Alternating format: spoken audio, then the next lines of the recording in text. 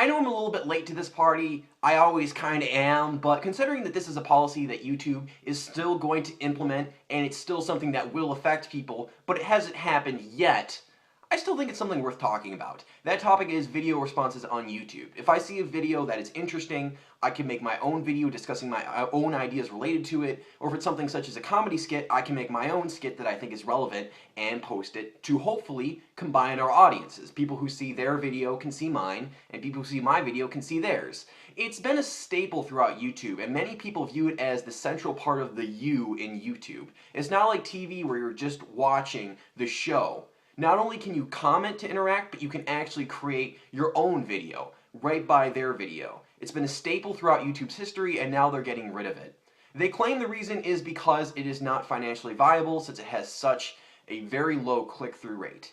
And just to clarify, I'm fine with YouTube doing things that let them make more money. People say, oh, well, YouTube is just greedy and selfish. But they kind of have to be, don't they? I mean, think about it. I, and many people like myself, really don't contribute that much to YouTube. Think about what they give us for free. On the one hand, you get so much content that you don't know what to do with. And not just all the little stupid content that you'll never watch. There's plenty of crappy homemade videos, but there's also a lot of good stuff. And there's so much good stuff that could potentially appeal to you that you'll never have the chance to watch all of it. Free content that you can enjoy. And there's the fact that it gives us a free venue to create our own content and share it with other people too. I mean, I have a bit of an audience, a bit of a following here, but I'm probably not profitable to YouTube. I don't get that many views, and sure, I make money, but the fact is, the money that YouTube gets has to go towards paying off the bandwidth, the server space, etc. that they have to use in order for my videos to exist, and they have to cover that for old videos just sitting on the system that don't have ads. So when you consider all that, they might walk out of the deal with maybe $1 extra. It doesn't benefit YouTube to do this for me. They give us so much stuff for free, and I have no problem with them wanting to make more money and do things on the side to increase their revenue. However, I don't think that video responses are really as obsolete as YouTube thinks it is. They claim a very low click-through rate, but I'm curious how they factor that in.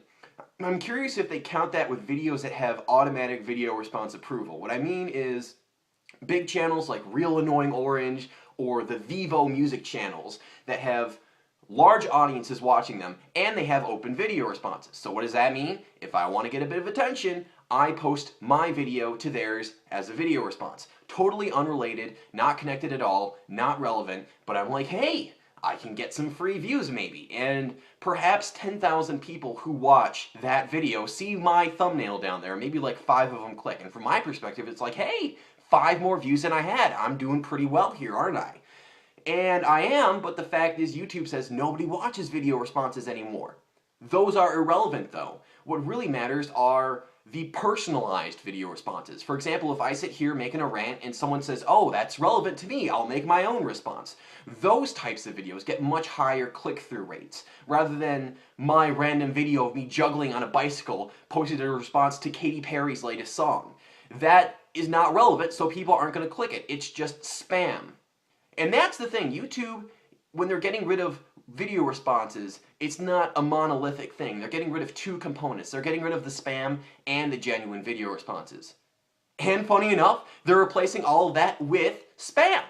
Because now, in exchange for taking away video responses, YouTube is allowing links to be put in comments. And that is a very good thing for YouTube to remove. I was very glad when they removed it because there was just so much spam everywhere.